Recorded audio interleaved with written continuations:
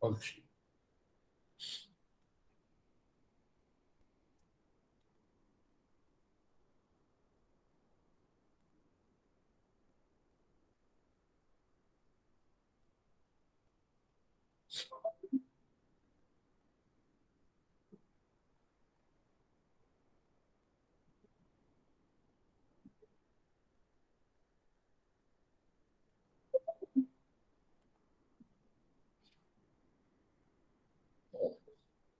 Grupo Espírita Boa Nova, livro Libertação, capítulo 4, Numa Cidade Estranha, e a data de hoje, 19 de março de 2022.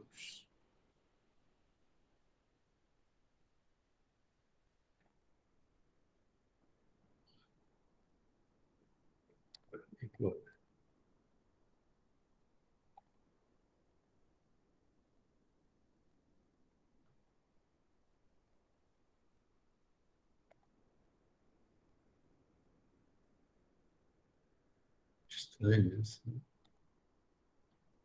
Poxa. Vou pegar a página, Não né? está pegando. Bom, vamos por aqui mesmo.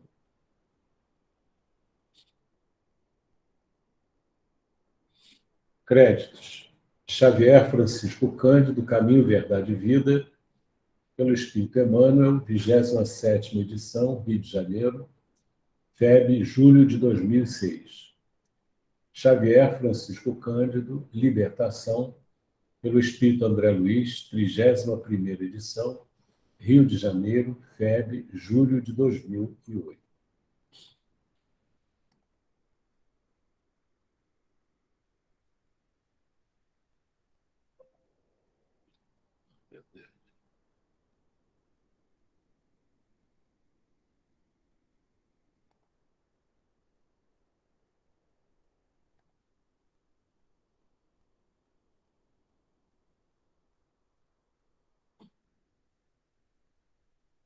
Vou pedir para a Lucidalva ler para a gente. Pode ser, Lucidalva? Está dando para ver aí direitinho? Pode, mas hoje eu estou com livro. Naquele dia eu não estava com livro. Pode começar? Pode começar. Pior para eles. Então começou a dizer-lhes: hoje se cumpriu esta escritura em vossos ouvidos. Lucas, capítulo 4, 21. Tomando lugar junto dos habitantes de Nazaré, exclamou Jesus, após ler algumas promessas de Isaías. Hoje se cumpriu esta escritura em vossos ouvidos. Os agrupamentos religiosos são procurados quase sempre por investigadores curiosos que, à primeira vista, parecem vagabundos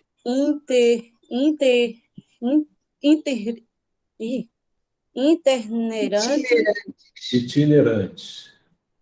Todavia, é forçoso reconhecer que há sempre ascendentes espirituais, compelindo-lhes o espírito ao exame e à consulta.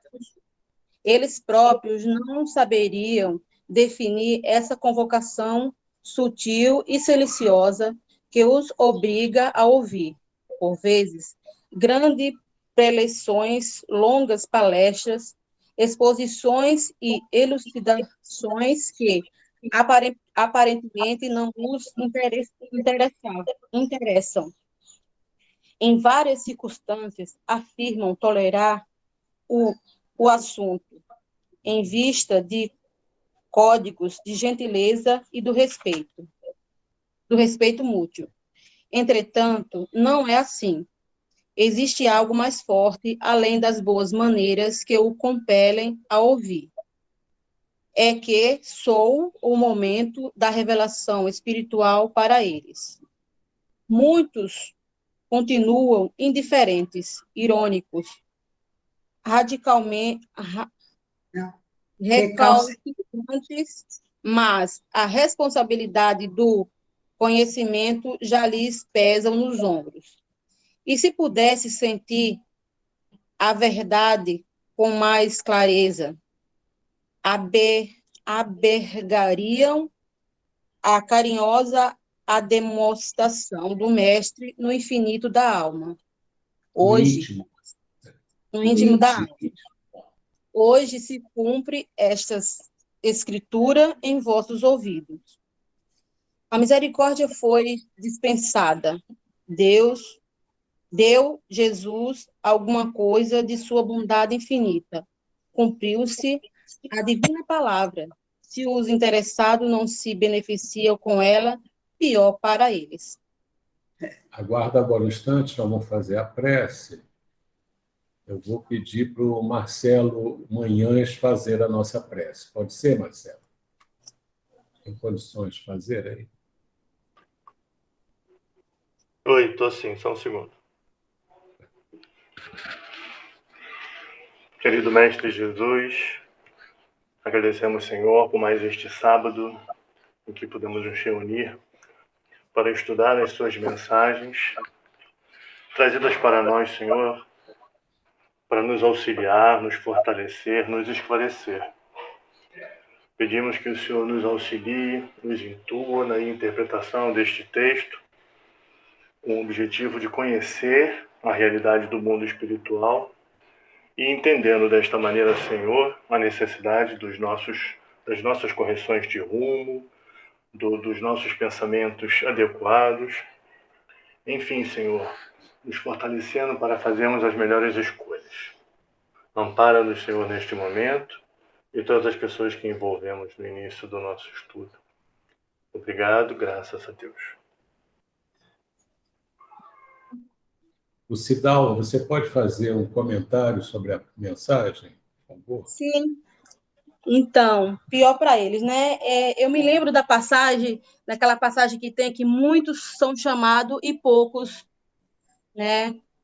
Poucos que ouvem. Jesus ele está nos chamando a todos os momentos, né? Para que a gente ouça a palavra, para que a gente se melhore, para que a gente mude todos os nossos pensamentos, a nossa inferioridade para as coisas boas, para as coisas sublimes e chegar até Deus. No entanto, muitos são chamados, mas não ouvem a palavra de Deus, porque estão pensando em outras coisas, o que o mundo oferece, as coisas materiais, e isso dificulta na sua mudança íntima. É isso que eu entendi, Vanderlei. Ótimo, muito bom. Queria pedir a Rose, pode fazer um comentário? A gente sempre pede 2 pessoas para fazer um comentário. Pode ser? Está dando para ler direitinho aí? Eu estou com o livro hoje também. É sobre a evolução, né, espiritual de cada um, mas que chega um momento em que a lei de Deus toca, né, a mente, o coração dos nossos irmãos que estão ainda muito ligados aos seus interesses pessoais. E cumprindo a escritura, né, as palavras, as promessas de Isaías, né, em que todos se voltarão, né, a um amparo do mestre e seguindo as leis de Deus em algum momento. Mas os que não tiverem ainda esse sentimento serão pior para eles mesmos, né? Que a gente não pode obrigar ninguém a seguir o mestre. Tá certo, tá bom. Muito bem.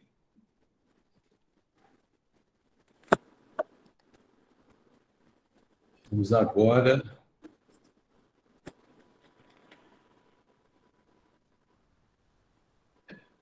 dar continuidade ao nosso estudo.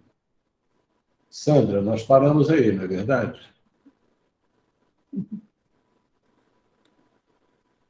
Verdade, Vanderlei, a Suzana leu até o penúltimo parágrafo do livro, do capítulo, mas a gente comentou só uma parte.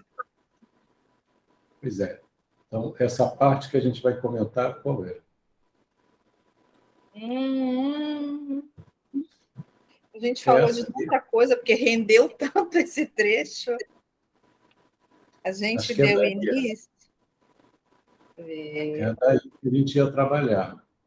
A gente deu início aí, no dia 12, a gente começou a ler em alguns transeuntes repulsivos ombrearam conosco. Mas esse foi um trecho que deu muito comentário. É bastante rico de anotações aí. Né? Ô, Vanderlei, só me explica o que é transuentes repulsivos. Não, Transeuntes. Transeuntes são as pessoas que estão andando. Tá? Se você sai na rua e na calçada tem muita gente passando, essas pessoas são transeuntes, tá certo? Tá, obrigada. Repulsivo. Repulsivo é Que causa repulsa, que causa mal-estar, né? Ombrearam, estão ao nosso lado, tá bom? Então vamos partir daqui, tá bom?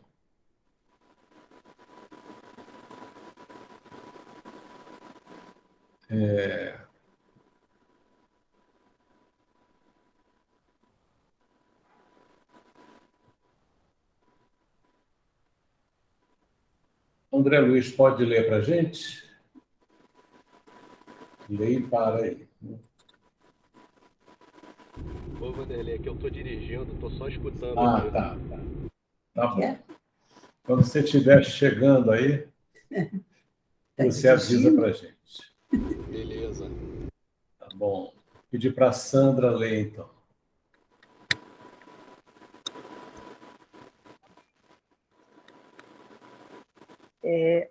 Alguns transeuntes repulsivos ombrearam conosco e Gúbio considerou prudente silenciar. Notei a existência de algumas organizações de serviços que nos pareciam, na esfera carnal, ingênuas e infantis, reconhecendo que a ociosidade era ali a nota dominante. E por que não visse crianças, exceção feita das raças de anões, cuja existência percebia sem distinguir os pais dos filhos, arrisquei de novo uma indagação em voz baixa. Respondeu o instrutor atencioso: para os homens da terra, propriamente considerados, este plano é quase infernal. Se a compaixão humana separa as crianças dos criminosos definidos, que dizer do carinho com que a compaixão celestial vela pelos infantes? Tá bom. Vamos comentar aí? Eles estão ali num momento, né? André Luiz quer fazer algumas considerações, mas pelo comportamento, pela resposta do Gúbio, né, a gente percebe que eles estão ali num momento mais tenso, né? Passando entre criaturas que são assim que tem que se ter cuidado, né, ao encontrar. Eu imaginei isso, fiquei imaginando isso, que era um lugar onde eles não queriam causar nenhuma impressão que os fizesse perceberem a luminosidade deles, né, que estavam ali em trabalho pelo Cristo, né? Eu fiquei pensando isso. Alguém quer comentar um ponto?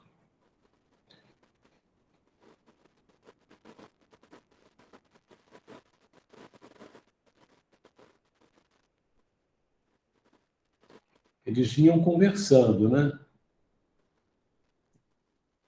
O André Luiz fazendo perguntas, o Gúbio respondendo, e chegou uma hora que alguns espíritos, né, que estavam lado a lado com eles, né, caminhando perto deles,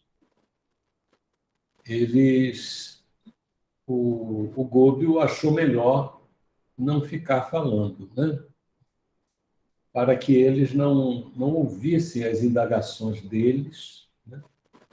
De alguma forma isso viesse a prejudicar o trabalho que eles iam realizar.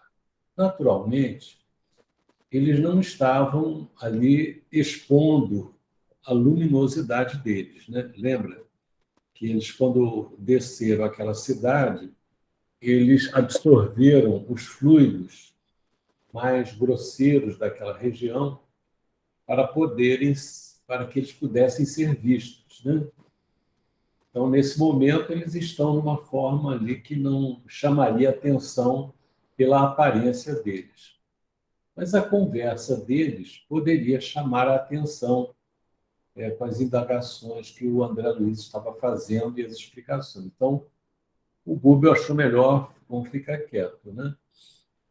E ele diz aqui que ele viu algumas organizações de serviços, não fica claro o que é, que nos pareceriam, na esfera carnal, ingênuas e infantis. Agora, ele reconhecia ali que a nota dominante era a ociosidade, né? Quer dizer, diferentemente, de uma forma diferente em relação ao nosso lar, onde havia atividade útil, trabalho permanente, constante, naquela região ali havia uma ociosidade muito grande, né? Era a dominante. A maior parte estava na ociosidade. E como ele não viu crianças ali, com exceção das raças de anões, cuja existência percebia sem distinguir os pais dos filhos, arrisquei de novo uma indagação em voz baixa. Ora, uma coisa que a gente precisa ter em mente é o seguinte: o fato de existirem aí anões não quer dizer, e não está dizendo, que os anões que nós conhecemos aqui na vida física são dessa região aí, tá certo? Isso pode dar a entender à pessoa que está lendo tirar essa conclusão, mas essa é uma conclusão equivocada, né? Porque não necessariamente os anões que nós vemos aqui na Terra são espíritos ligados a essa cidade estranha, tá bom? Só para destacar isso. Mas havia ali anões, né? Espíritos anões. E ele fez uma indagação, porque ele não via crianças ali. Vamos ver o que o Göbel responde.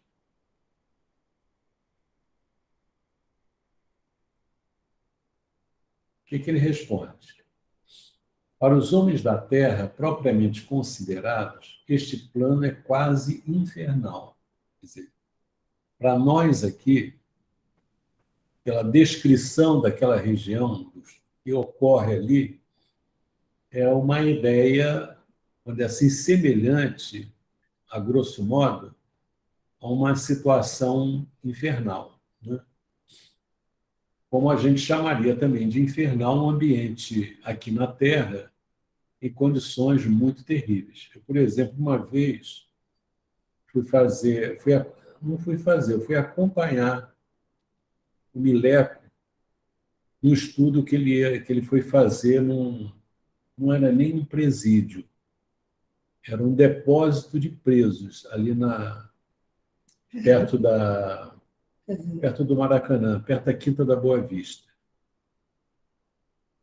Então, nós entramos lá, era uma multidão, né? Aquelas paredes altas separando os locais, mas não ia até o teto, mas era muito alta, as paredes eram muito altas. E é impressionante que os homens subiam aquelas paredes e desciam pelo outro lado, aquela multidão, né?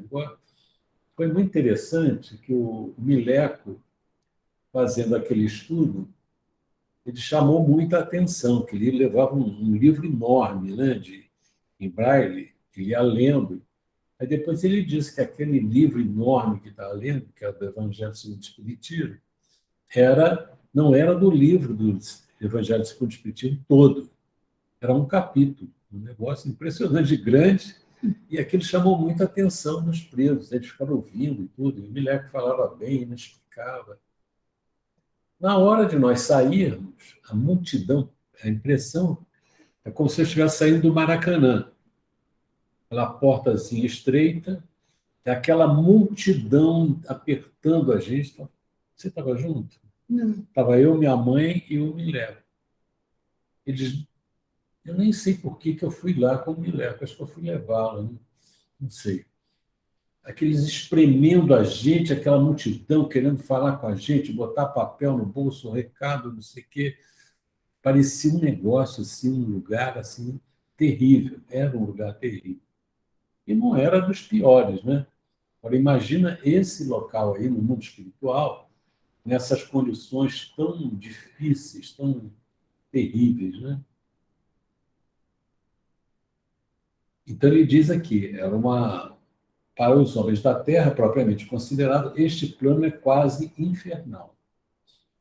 Se a compaixão humana separa as crianças dos criminosos definidos aqui na Terra, que dizer do carinho com que a compaixão celestial vela pelos infantes, pelas crianças? Estou dizendo que no mundo espiritual, as crianças, os que desencarnam nessa condição de criança, eles não vão para essas regiões, né?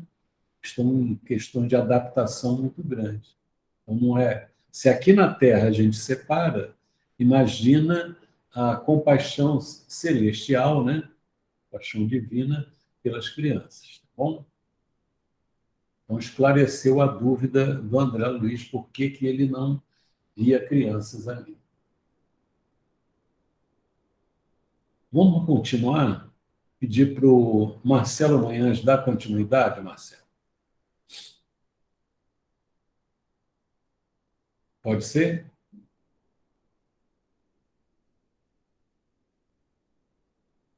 Então, vou passar para o Pedro. Pedro, pode ler? Dar continuidade ao texto? Estão te ouvindo? Vocês estão me ouvindo? Vanderlei, eu tô acompanhando, Eu mas estou. eu não consigo ler não. Tá bom, tudo bem. Então, vou passar para a titular da semana passada, Suzana Moino. Pode ler? Posso sim.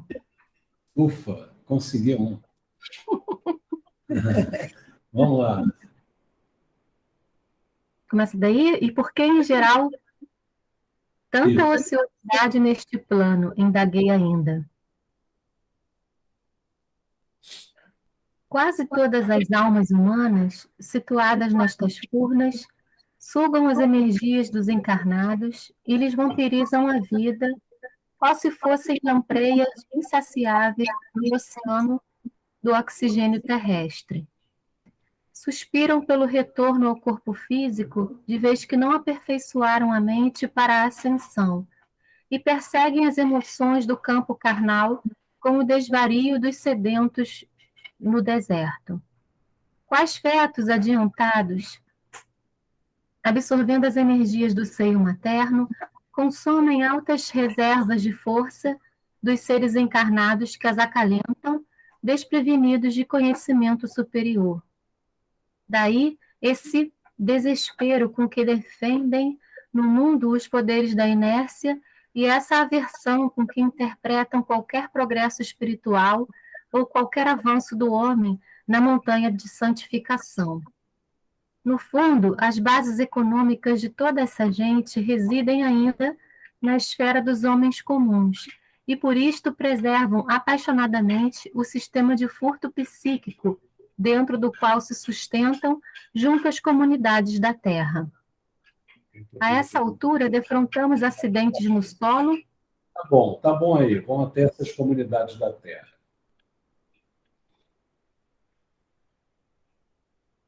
E pergunta por que a ociosidade nesse plano. Vê lá. Aí comenta essa parte aí. A gente Fala já isso. comentou isso já, mas vamos comentar de novo, que é interessante. Sim.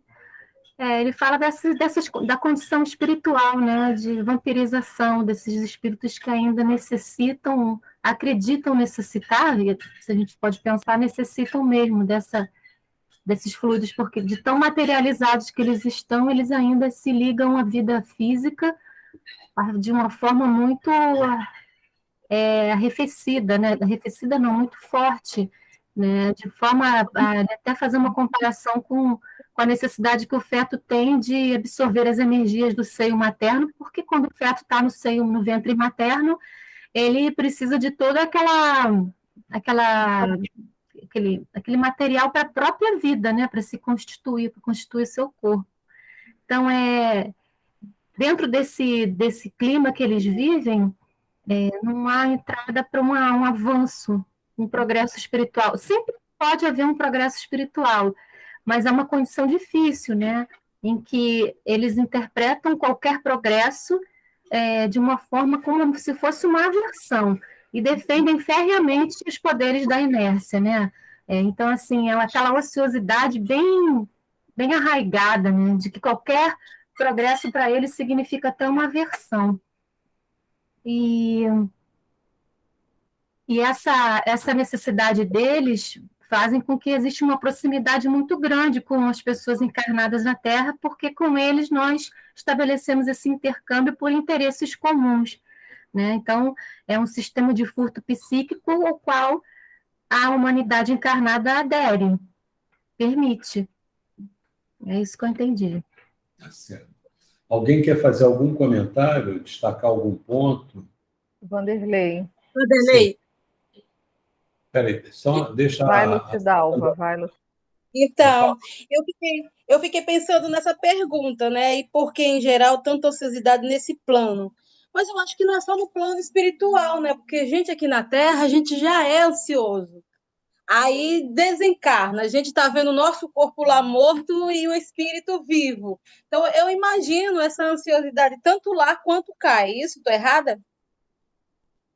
Sei, vamos ver o que a Sandra diz. Não, Fala aí, eu Sandra.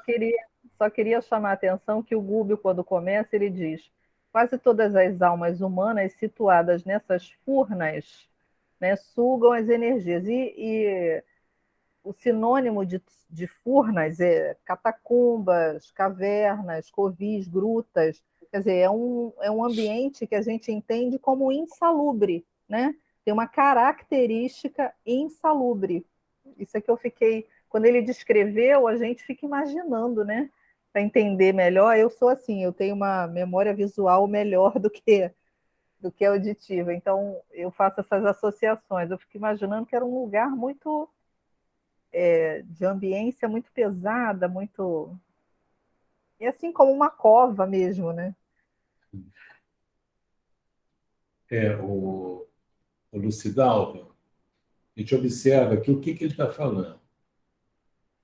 Que quase todas as almas humanas que vivem nessas furnas, que eles estão descrevendo daquela região, quase todas, né? As almas que estão lá sugam as energias dos encarnados e lhes vampirizam a vida. Então, veja só. Você tem espíritos desencarnados que estão nessas furnas, né, espirituais e que estão voltados para a retaguarda. Ou seja, eles estão desencarnados, mas eles acham que precisam dos fluidos dos encarnados, que estão numa esfera vibratória, onde assim, em termos de, por exemplo, embora os espíritos possam estar numa condição vibratória muito ruim, negativa, eles, em termos de matéria, estão numa faixa diferente, entendeu? Então, o corpo físico nos coloca numa ambiência de ordem bem materializada. E os espíritos desencarnados estão numa faixa de matéria mais sutil, embora grosseiros. porque eles não têm um corpo físico. Mas o interesse deles, e por falta de desenvolvimento de valores espirituais, eles se ligam, em termos de alimentação, buscam se alimentar dos fluidos dos encarnados. Não estou falando dos fluidos elevados, estou falando dos fluidos materiais, fluido vital que as pessoas possuem, que é muito próprio da organização física. Então, eles vampirizam. Então, a gente aí precisa, para você fazer isso, você já identifica umas pessoas, uns espíritos, que estão numa condição espiritual em que eles não buscam o alimento que vem de cima. Eles buscam se alimentar das coisas que estão embaixo, da vida física, dos fluidos materiais, dos recursos grosseiros da vida. Então, a gente vê a descrição do André Luiz num outro livro, acho que é Missionários da Luz, em que eles atendem um espírito que desencarnou por suicídio, simulando um assalto, para que ninguém soubesse que tinha suicidado. Mas como foi um suicídio muito bem planejado, consciente, porque ele não aguentava mais o remorso por ter matado o ex-noivo da esposa dele, e ele fingiu que foi um suicídio, ou seja, ele matou o ex-noivo, ele estava apaixonado pela noiva dele, matou, e simulou que aquilo tinha sido um suicídio. E ele passou a vida, teve filhos, teve uma vida, aos olhos do mundo, normal. No entanto, interiormente, ele estava atormentado por aquele estado. Então, quando André Luiz e o Alexandre, se não me engano, vão atendê-lo a pedido da própria esposa num desdobramento, eles descobrem onde que ele está. Ele pergunta a um espírito que guardava aquela região por que ele não conseguiu atender aquele espírito. Ele falou, não pude, porque ele foi levado pelos espíritos vampirizadores, porque foi muito planejado, foi uma coisa consciente, e eu não tive condições de... A ajuda espiritual não pôde chegar até ele. E ele foi levado, foi usado, o desencarnado, suicida, ainda carrega uma dose de fluidos de ordem material. Então, eles sugavam aqueles fluidos e levavam. Ele ficou autômato sendo levado por aqueles espíritos.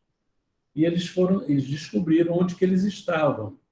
Eles estavam num matadouro lá perto da Penha, matadouro de bois. E os bois eram mortos e eles sugavam, aqueles espíritos, sugavam os fluidos dos animais, porque eles precisam daquela energia material para eles sentirem os prazeres de ordem material.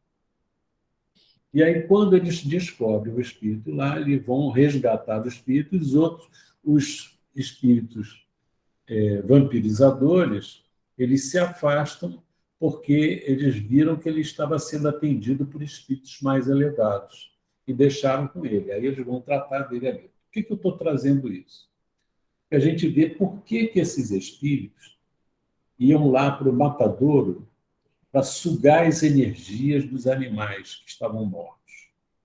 Porque a alimentação desses espíritos estava voltada para a coisa material, para trazê-los mais próximos à vida material. Eles fazem isso com as pessoas que estão na ociosidade. Então, eles precisam estar junto de pessoas ociosas e a presença deles estimula as pessoas ociosas. Ou seja, as pessoas que têm preguiça, que tem aquela mordorra, que não quer fazer nada, que não quer trabalhar, que não quer coisa alguma, que está ali vegetando na vida, né? Ela atrai esses espíritos. Depois ela desencarna, ela fica no lugar desses espíritos e esses espíritos vêm para o corpo e fica nessa troca, nessa permuta doentia de alimentação fluídica perniciosa para os dois. Entendeu? Então, já os espíritos mais elevados, os espíritos que estão conscientes das questões espirituais, eles não ficam voltados para o corpo físico para sugar energia.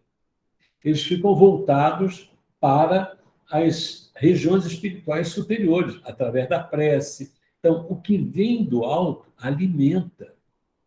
A gente sente isso. Quando a gente está numa reunião de estudo, de reflexão, de aprendizado, de coisas elevadas, às vezes a gente começa a reunião, a gente está assim, meio esgotado fluidicamente. Quando termina a reunião, a gente está bem, se sente melhor. O quê? A pessoa se sente alimentada. Então, a pessoa está desenvolvendo uma alimentação espiritual mais elevada, mais sutil.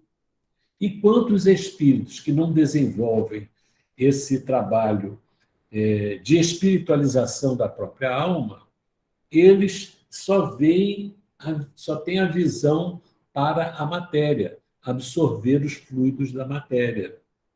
Então, isso ocorre. Então, quando a pessoa procura fazer um trabalho de renovação íntima, de elevação, naturalmente, esses espíritos ociosos, eles se afastam, porque não é o prato do dia para eles. Ali não vai sair nada para eles. Eles se afastam. Vão procurar quem? Aqueles que estão na ociosidade. Eu estava vendo, uma vez, teve uma reportagem sobre uma moça que morava lá na Tijuca, lá no alto, né? Mais para o alto. E ela começou a ficar enfraquecida. Enfraquecida. Aí descobriu que durante a noite ela ficava com a janela aberta, que existem morcegos frugívoros, né, que comem frutas, e existem aqueles morcegos que sugam o sangue. E eles têm uma técnica muito interessante. Eles anestesiam a pessoa no lugar onde vão morder. Então, ele mordia a moça e sugava o sangue dela. Ela, quando descobriu, ficou horrorizado com isso. A partir daí, não dormi mais de janela aberta, né? Lógico. Mas é uma sensação terrível você ser sugada por um morcego. Ora, às vezes as pessoas são sugadas por espíritos dessa categoria. Quando a gente vê esses ambientes pesados, onde as coisas são muito degradantes, esses ambientes são ambientes propícios a essa vampirização, porque eles eles convivem ali. Então, ele está dizendo aqui que esses são como que parasitas. Quer dizer, eles prejudicam os outros e não se beneficiam. Eles apenas absorvendo as energias de quem está encarnado, eles se tornam mais materializados, mais grosseiros. E, dessa forma, eles podem sentir de uma forma mais clara as sensações que um corpo físico pode oferecer. Certo? Às vezes, eles utilizam os fluidos, às vezes, eles utilizam a própria pessoa como médium delas, na execução dessas atividades grosseiras para o espírito. Então, são espíritos que estão focados, quer dizer, o ideal deles é o corpo físico, não pela oportunidade de progresso que eles podem dar, que o corpo físico pode dar, mas pelos prazeres que eles gostam, pelas coisas que eles gostam. Quer dizer, no caso, a bebida, o fumo, a droga, os ambientes grotescos de exploração sexual e por aí vai. Então, são espíritos, mas que estão cujo paraíso deles é a matéria. Matéria é um objetivo, é uma finalidade, para onde eles querem, pelos prazeres que a matéria pode dar. Os espíritos elevados, eles vêm para a experiência mais grosseira, como André Luiz e o Gúbio e o Eloy, para libertar as pessoas, libertar os espíritos.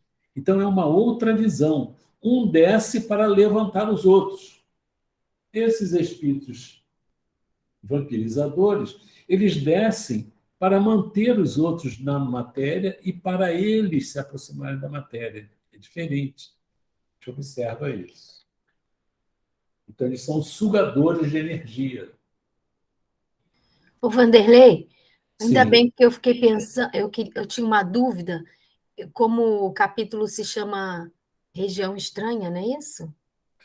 cidade. Uma Cidade cidade. Estranha. Eu fiquei com dúvida sobre como se dava essa vampirização, se eles saíam dessa região e vinham à Terra,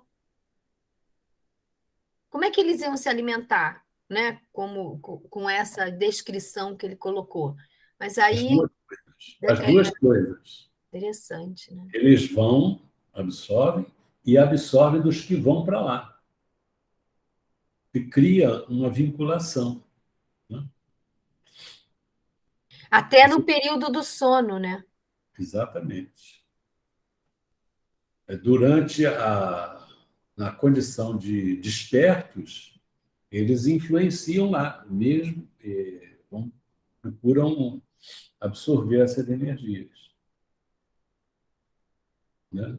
Talvez por isso também essa caracterização da casa espírita ser como um hospital, nesse aspecto, é uma alimentação que, de alguma maneira, nos fortalece para não cair nessa desnutrição, né? Um hospital que o próprio trabalho, o próprio estudo, tudo isso significa alimentação. Lembra de Jesus lá conversando com a samaritana? Os discípulos levam alimento para ele, que estava sem comer um tempão, né? Ele vira para os discípulos preocupados: não, você tem que se alimentar. Ele falou assim: eu tenho um alimento que vocês não conhecem, que é fazer a vontade de meu Pai. Então, fazer a vontade de Deus para os espíritos elevados, para todos, né? É um alimento. Alimenta o espírito na sua essência mais sutil. Né? É interessante. Eu já contei essa história, mas acho que eu vou contar de novo. Né? Eu tinha um colega, ele até me ensinou umas coisas de yoga, né?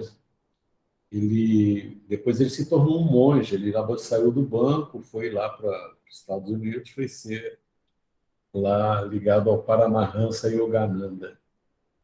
E ele era todo zen, né? E tinha um outro rapaz também que estava seguindo esse caminho, né? E esse outro rapaz falou para os colegas meus que ele comeu, parece que de almoço, 2 ou 3 amêndoas. Aí nós fomos falar com ele, né? Os rapazes, os colegas foram falar com ele, com esse colega que depois virou monge. Você tem que conversar com fulano, que ele disse que almoçou 3, como é que chama? Amêndoas. 3 amêndoas. Castanhas. Castanhas. Ele foi e falou assim: realmente eu tenho que falar com ele.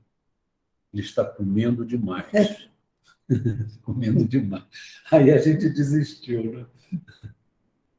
Está comendo demais, tá bom. Então vamos lá. Engraçado, né? Quase todas as almas humanas situadas nestas formas sugam as energias, qual se fossem lampreias insaciáveis no oceano do oxigênio terrestre. suspiram pelo retorno ao corpo físico, porque é como se eles não estivessem inadequados no mundo espiritual. É como não é o meu habitat.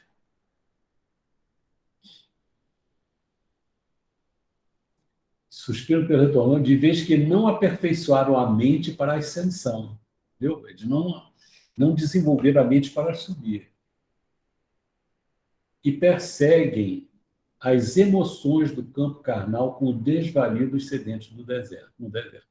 Isso de uma forma diferente, porque aí são espíritos com alguma experiência que estão nessa condição.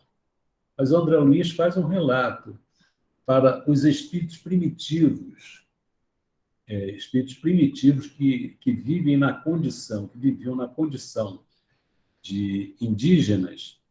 A gente tem que separar os indígenas que ele está falando e os indígenas atuais. Os indígenas atuais não são aqueles espíritos primitivos. Pode até ter, mas não são. Então, o indígena primitivo, está lá na tábua, ele desencarna, o interesse dele, porque ele está inadaptado no mundo espiritual, o interesse dele é voltar ao corpo físico. Ele fica nessa ideia, na monoideia de voltar, ele vira um ovoide e fica visitando a comunidade, a tábua, né? A tábua de onde ele veio. Até que, naturalmente, ele reencarna, porque é um processo natural. Não é um espírito que tem dívidas do passado, né? Você não precisa de um planejamento detalhado, não, nada disso. O reencarnar para ele já é um processo de crescimento. Aqui é diferente. São espíritos que já poderiam ter desenvolvido recursos mentais espirituais e não desenvolveram. E eles querem voltar para o corpo físico, porque eles perseguem as emoções do campo carnal, com desvalidos sedentos, quer dizer, eles estão secos pelo corpo físico. Né?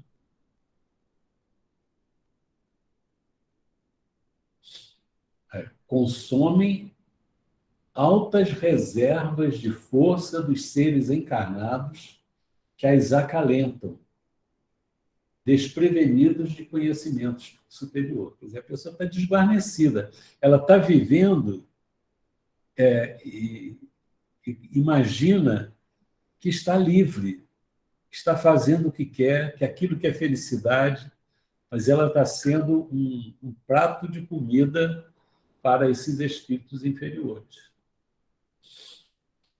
Aí ele diz aqui, daí esse desespero com que defendem no mundo os poderes da inércia e essa aversão com que interpretam qualquer progresso espiritual ou qualquer avanço do homem na montanha de santificação. Por quê? Por que eles defendem os poderes da inércia? Porque eles só podem sugar onde há inércia, onde as pessoas estão ali à disposição deles. Ou qualquer avanço do homem na montanha, ou qualquer progresso espiritual interno. Aversão ao progresso espiritual. Por quê? Porque quando a pessoa progride espiritualmente, ele não consegue sugar as energias da pessoa, entendeu? Então a gente começa a entender a ação desses espíritos inferiores junto à Terra para dificultar o processo de renovação espiritual das pessoas, né? Porque eles perdem as vítimas, eles perdem os alimentos deles, o que eles querem, o que eles usam, né? É interessante isso. No fundo, as bases econômicas de toda essa gente residem ainda na esfera dos homens comuns. E, por isso, preservam apaixonadamente o sistema de furto psíquico dentro do qual se sustentam junto às comunidades da Terra. Olha só, é um negócio assustador, né? A gente fica preocupado com barata, com rato, com mosquito, com cupim. Isso aqui é muito pior. O cupim come a madeira. O rato come até o concreto. A barata perturba, mas esses não, esses aí tiram a energia.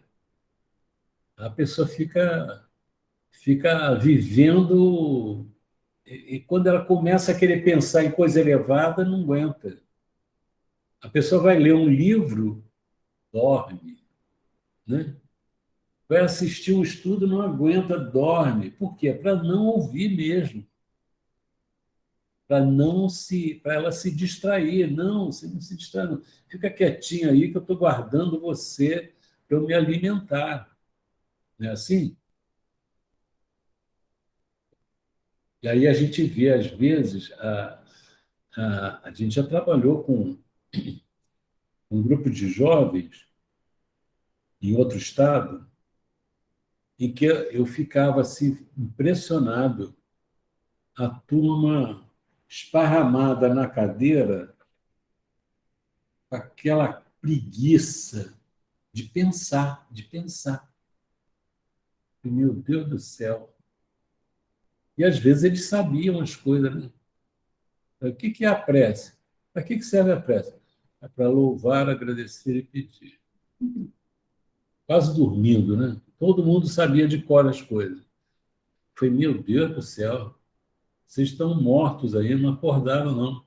Aí tinha que começar. Olha, leva tempo, viu? Leva tempo.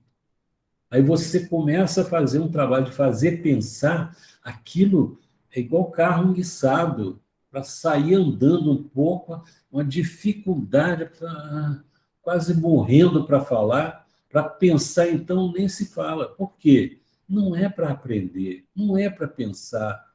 Você pode até decorar aquilo e responder, mas não importa, você sabe isso tudo aí, você já sabe tudo. E a pessoa diz, não, eu já sei isso tudo aí. Eu só não sei é pensar. Eu só não quero é pensar, não quero refletir. Então, isso leva tempo. E aí você vê, às vezes, dirigentes falam assim, poxa, eu tenho que arrumar uma coisa que agrade esse pessoal, porque eles estão dormindo. O Livro dos Espíritos é uma coisa muito... faz todo mundo dormir. Não é o Livro dos Espíritos, não. É você que está falando. São os espíritos que estão envolvendo as pessoas. Aí é porque com a ideia brilhante que a pessoa está. Não, o negócio de estudar muito atrapalha. Vamos fazer umas coisas que eles gostam de fazer. Aí faz um barulho, faz uma coisa. Aí a turma acorda. Acorda para quê? Acorda para não pensar. Mas o que é de profundidade, que é o que esses espíritos querem evitar, eles não fazem. Que aí a preguiça pega em quem está evangelizando também. Aí, meu filho, acabou. Se o que está evangelizando está dormindo, o resto vai dormir. E os espíritos daí, ó, da cidade estranha, o centro espírita vai deixar de ser uma casa espírita, vai virar uma casa estranha, né? Uma casa estranha. Então, é duro. Porque isso, até para nós também temos que lutar contra isso. Porque quando a pessoa se afasta, é impressionante. Você vê quando uma pessoa se afasta do trabalho, das reuniões, quando ela volta enguiçada, volta enferrujada. Se eu vi um dirigente de centro espírita me falar, Vanderlei, quando eu saio de férias, eu volto para o centro, eu tenho dificuldade para psicografar. Falou isso. E é verdade. É verdade. Então, a gente está vendo aqui como é que funciona. Vai funcionar as coisas. E já lá nos mensageiros, a gente disse que o interesse deles é manter as pessoas distraídas, descansando, né? Para não pensar. De repente, ela pode pensar em outras coisas. Bota ela para pensar em quê? Ganhar dinheiro, fazer fortuna, passear, cuidado físico. Isso tudo aí é legal, tudo isso é importante. Mas se ficar só nisso, ela está sendo pasto para essas entidades ociosas. Porque, às vezes, a pessoa não é ociosa de atividade, ela é ativa. Ela é ociosa de pensar nas coisas espirituais. Ela não quer pensar nas coisas espirituais. Isso é uma ociosidade, né? Então, vamos lá. O Vanderlei, Oi. eu fiquei pensando aqui que essas coisas todas, essa percepção disso aí que acabou sendo dito, isso não é um castigo, porque ficar até pensando, puxa, que coisa, não pode fazer nada, como é que pode uma coisa dessa acontecer com a gente, né? Mas, na verdade, eu acho que isso é um recurso de Deus para nos acordar para a nossa verdadeira condição de espírito imortal e a nossa destinação, o objetivo da gente existir, porque senão a gente seria assim para sempre nessa sintonia, né? Isso aí. Vanderlei, eu queria saber Oba! também, esse Diga aí. furto psíquico aqui é o furto das energias ou do pensamento? O uso das energias, dos fluidos. Né? Porque a pessoa não tem. Eles não vão querer furtar as ideias superiores de uma pessoa que está procurando se levantar espiritualmente. Eles vão sugar as energias, né, das pessoas. Eles não se aproximam do espírito mais elevado. Se aproximam, tentam bater de frente, né, ou de lado.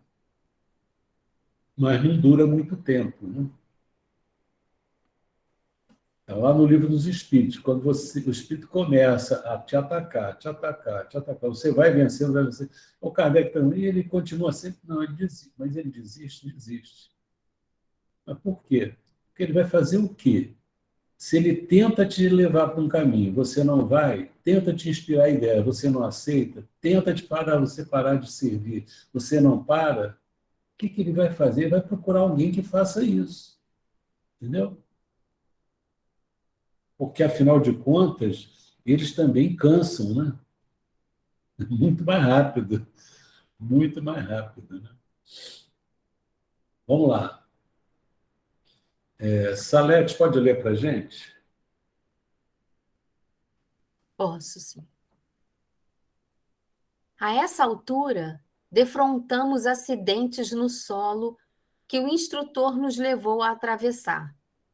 Subimos dificilmente a rua íngreme e, em pequeno planalto que se nos descortinou aos olhos espantadiços, a paisagem alterou-se. Palácios estranhos surgiam imponentes, revestidos de claridade abraseada, semelhante à auréola do aço incandescente. Praças bem cuidadas, cheias de povo, ostentavam carros soberbos puxados por escravos e animais. O aspecto devia, a nosso ver, identificar-se com o das grandes cidades do Oriente de 200 anos atrás. Liteiras e carruagens transportavam personalidades humanas, trajadas de modo surpreendente, em que o escarlate exercia domínio, acentuando a dureza dos rostos que emergiam dos singulares indumentos. Respeitável edifício destacava-se diante de uma fortaleza com todos os característicos de um templo, e o orientador confirmou-me as impressões, asseverando que a casa se destinava a espetaculoso culto externo.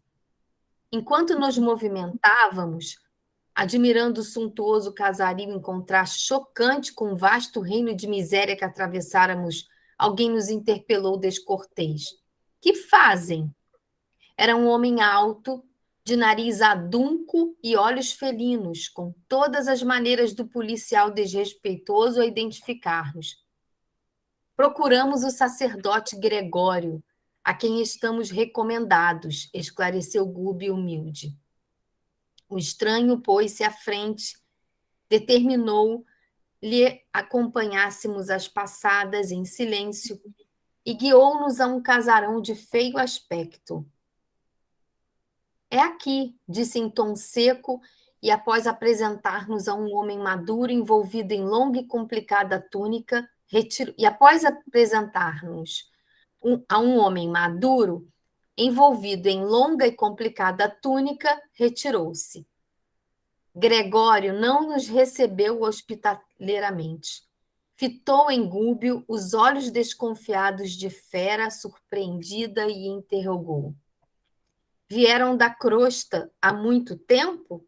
Sim, respondeu nosso instrutor. E temos necessidade de auxílio. Já foram examinados? Não. E quem os enviou? Inquiriu o sacerdote sob visível perturbação. Certa mensageira de nome Matilde. O anfitrião estremeceu, mas observou o implacável. Não sei quem seja, todavia podem entrar. Tenho serviços nos mistérios e não posso ouvi-los agora. Amanhã, porém, ao anoitecer, serão levados aos setores de seleção antes de admitidos ao meu serviço. Nem mais uma palavra. Entregues a um serviço de fisionomia a um servidor de fisionomia desagradável, demandamos porão escuro e confesso que acompanhei Gúbio e Eloy de alma conturbada por receio absorvente e indefinível.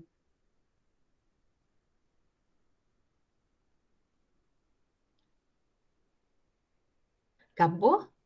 Acabou aí, né? Acabou o capítulo? Acabou o capítulo. Acabou o capítulo. Puxa, nunca vi o André Luiz acabar um capítulo assim. Suspense para o próximo. Legal. Eu queria saber o que é adunco, nariz adunco, lá da frente, lá no início, acho que uma descrição do policial. Aquele nariz que o pessoal faz operação para ficar retinho, né? Onde tem, né? Então, o adunco é de antes ou depois da operação? Antes. Parece Depois, um se for mal feita, né? Se for mal feita, é depois. Parece um bico de papagaio. Ela também parece um bico de papagaio. Entendi. Em forma de gancho. Tem forma de gancho. Sim, né? Eu vi que... Eu tive a impressão que vocês tiveram de que o início do texto, dessa parte que nós acabamos de ler, foi a descrição ainda dessa cidade estranha, mas de um bairro menos miserável, né? Que ia se aproximando da onde estava Gregório, e que esse bairro tomava a forma de uma sociedade de um tempo de uma cidade de 200 anos atrás. As pessoas tinham escravos, tinham animais escravizados, né? Que carregavam em liteiras, carros soberbos, puxados por esses escravos e animais, liteiras, carruagens, com as pessoas de personalidades trajadas de um modo surpreendente. Interessante. Lembrei até de uma coisa aqui que tem até um programa que é perguntado aos participantes de entrevista o que não pode faltar no céu. Cada um diz uma coisa que não pode. Não pode faltar bebida, não pode faltar não sei o quê, não pode faltar, todo mundo vai colocar. Interessante, né? A pessoa acho que não imagina o que tem no mundo espiritual. É uma ignorância muito grande da nossa sociedade para esse aspecto que a gente não imagina, né? Até mesmo um espírita que não estuda, até mesmo aquele que é espírita, que acredita na vida após a morte, que participa, se a gente não vence essa preguiça e não busca os estudos, mesmo buscando, o negócio já é muito difícil dentro da gente, né? Mas tomar conhecimento dessas informações que André Luiz está trazendo, né? Aí mostra a criação dessa cidade, onde eles iam encontrar o Gregório. Agora, é estranho como o Gregório...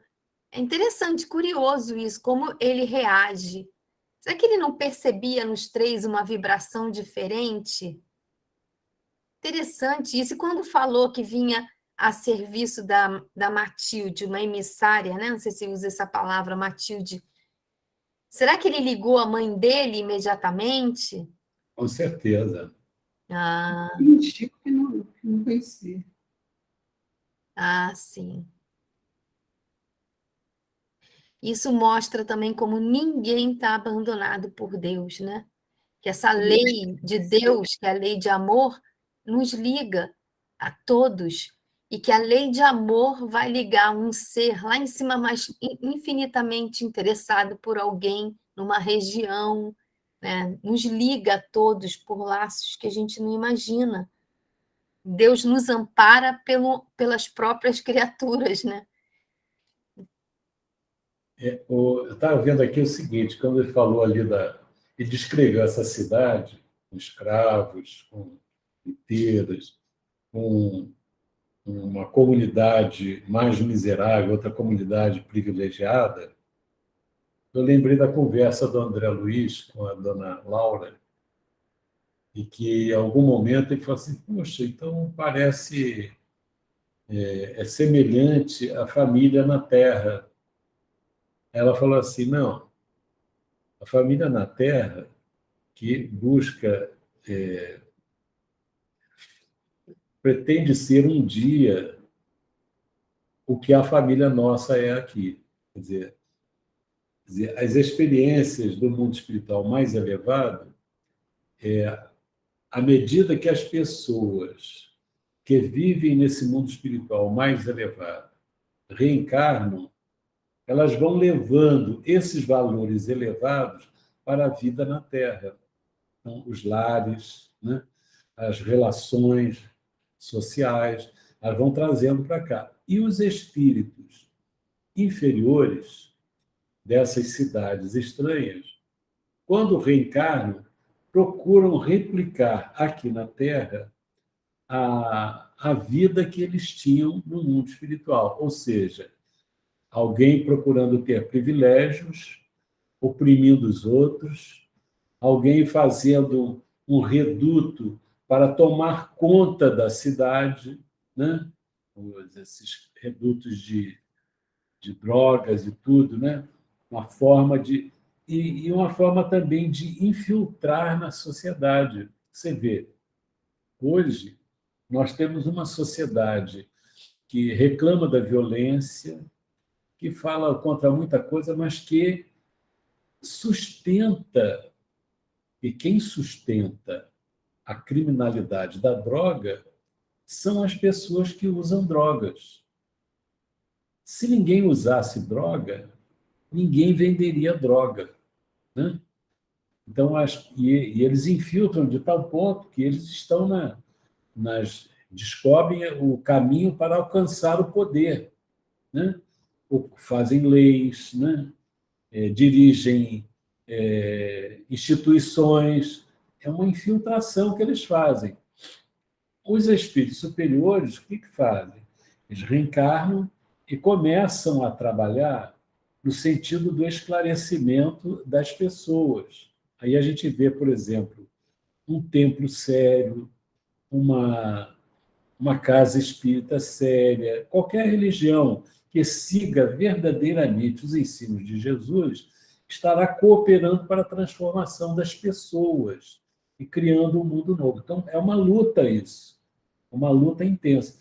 Mas, às vezes, as pessoas se deixam levar pelos interesses de ordem material, né? Então, você faz uma comunidade que vai servir aos interesses daquelas pessoas que estão ali, né? No comando daquilo ali. Então, é muito interessante isso. E a gente observa aqui o trabalho do Gubbio, que é um trabalho de formiga, né? Um trabalho de chegar... Ele vai devagarinho, olha, ele está infiltrando ali, para poder resgatar o que existe de bom nos corações das pessoas. Isso é um trabalho difícil, que, a rigor, as pessoas com um bom senso, elas deveriam refletir que dentro delas está tudo de que ela precisa. Ela não precisa ter o poder sobre os outros, ela não precisa ter riqueza, não precisa ter nada disso. O que ela precisa está dentro dela. E ela precisa, com esses recursos, irradiar para os outros. Então, isso é importante fazer. Então, é um trabalho delicado. A gente observa aqui que ele chega ele conversa com o Gregório, né? Vê toda uma estrutura de segurança com relação ao Gregório. Compara com Jesus.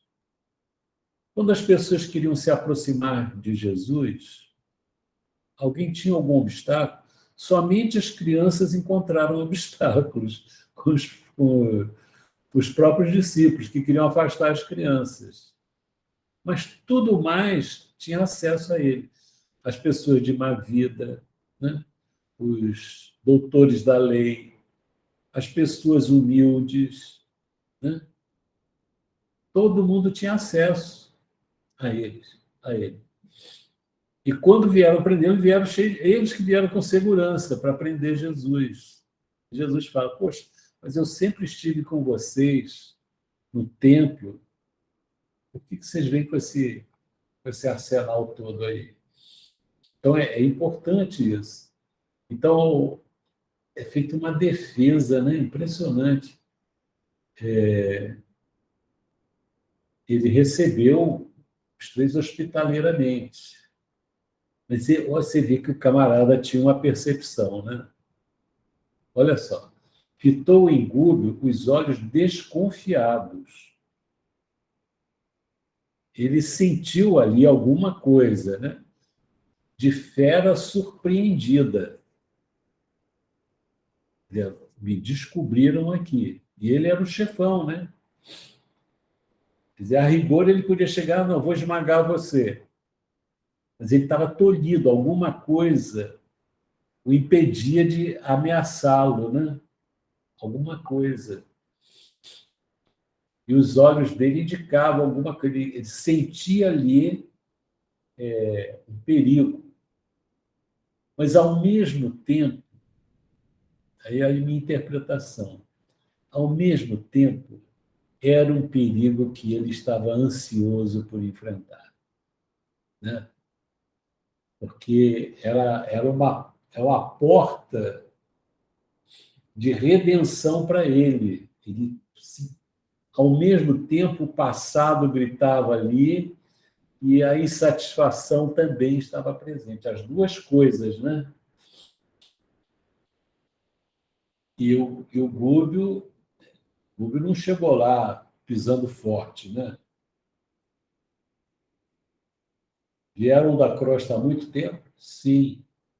E temos necessidade de auxílio. Olha só, ele estava ali para auxiliar o Gregório. Aí ele vai pedir auxílio.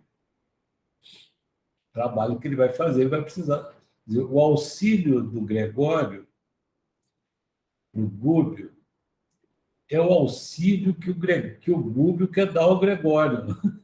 Engraçado, né? Quer dizer, o auxílio que ele vai pedir vai ser o caminho para a redenção do Gregório.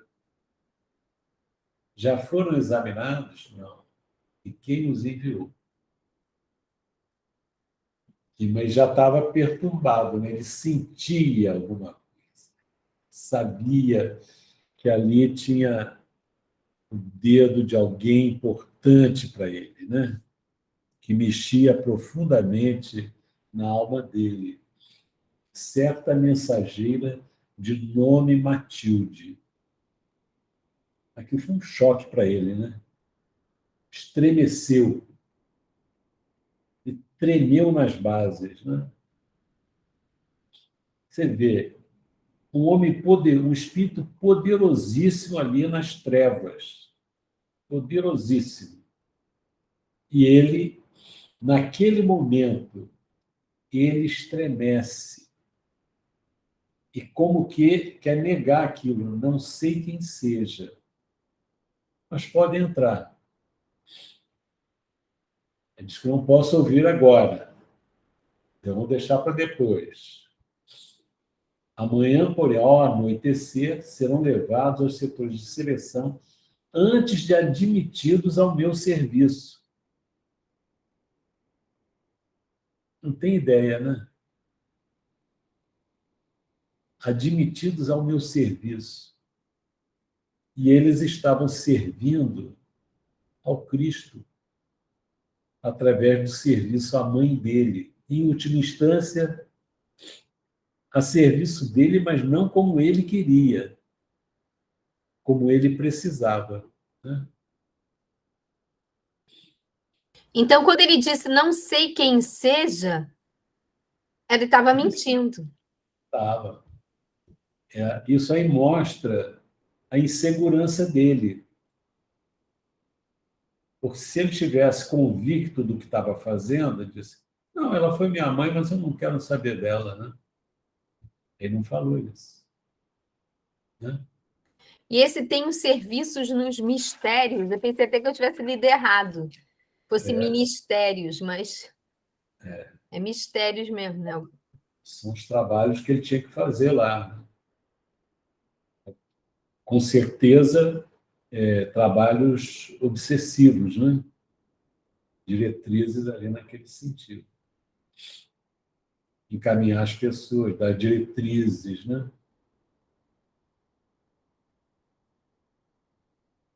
É impressionante. Ontem nós estávamos vendo um filme da guerra da Alemanha contra a Noruega, né? Então nós vimos assim a ação do exército alemão contra os judeus, que coisa triste, né? E eles usavam as pessoas da Noruega mesmo para fazer o trabalho, né? Então, eram os serviços que eles tinham que fazer para a perseguição.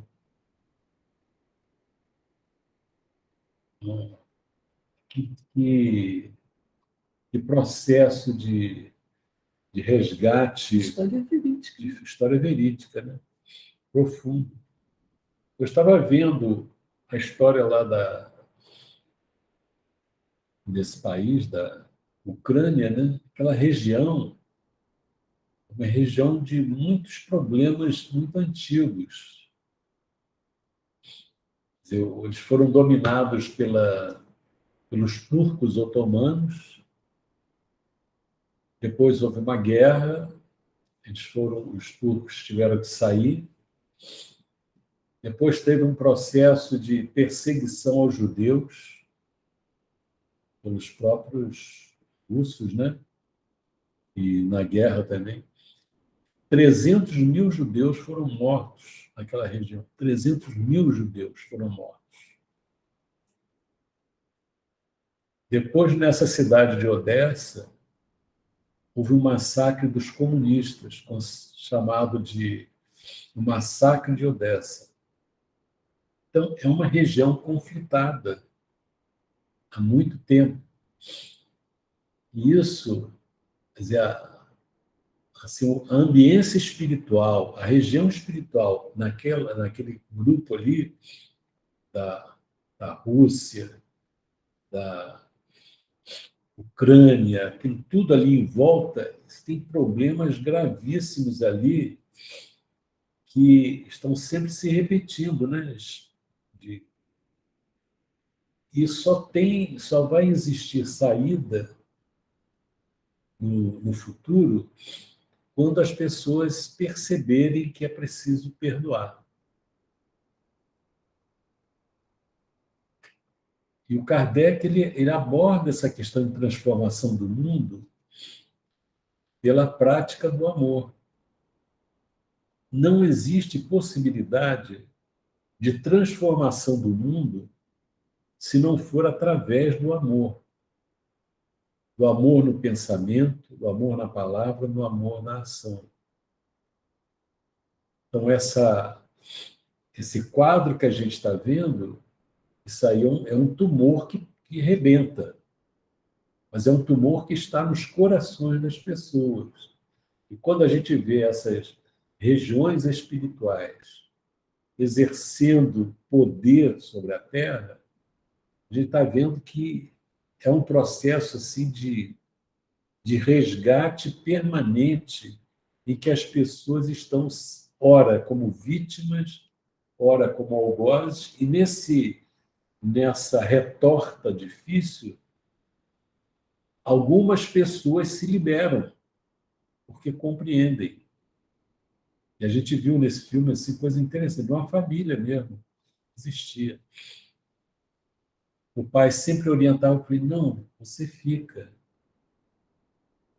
Eles separaram a família porque um filho tinha se casado por uma não-judia. E o cara fala assim, você teve sorte de se casar com uma ariana. E ele escapou de ser levado para Auschwitz. E o pai falava assim para ele, não, a gente, como quem dissesse assim, ó, a gente tem que passar por isso. É impressionante assim, alguns detalhes, assim, a aceitação, não dos homens, mas a resignação perante os desígnios da vida de Deus, né? É um negócio assim, quer dizer, essas pessoas que chegam nesse ponto, elas estão liberadas. E os outros que estão esmagando, pisando, ferindo, vão permanecer nesse clima terrível de sofrimento. Né? Isso aí. Algum comentário mais? Semana que vem a gente começa o capítulo 5. Vanderlei, Oi. só um comentário. Nós iniciamos esse capítulo 4 no dia 15 de janeiro. Então, nós passamos 2 meses só nesse capítulo. Isso É um aí. pico, né? Que ele... Muito detalhe, muita coisa importante aí. Né? Vanderlei, só uma pergunta. Eu tenho 3 palavras difíceis, porque eu sou muito difícil de entender palavras, né? Eu queria saber se conturbada é o mesmo que perturbado. Conturbada, parecido. Mais ou né? menos. Mais ou menos. E absorvente o quê? Só um instantinho. Por exemplo, você tem uma reunião de pessoas, eles começam a discutir, a brigar, é uma reunião conturbada. Qual a outra pergunta? Absorvente e indefinível. Onde que está isso? Final. Ok, né? Eloy de alma conturbada por receio absorvente e indefinível. Ele estava com medo, né? Com receio. Um receio que ele estava absorvendo, estava trazendo para ele. E indefinível, quer dizer, não dá nem para definir esse receio dele. Você, por exemplo, você entra num lugar que está um clima difícil, né, de briga, você fica com receio. Esse receio, você absorve você traz aquele receio para dentro de você e pode ser absorvido por outra pessoa do seu lado. Indefinível, você não sabe o que vai acontecer. Uma coisa é dizer assim, não, você vai ali, eu vou matar você. Aí é definível. Agora, você vai para um lugar que você sente um clima difícil, você não consegue definir por que você está sentindo aquilo, entendeu? Tá certo? Ok, obrigada. Não. Então, tá bom.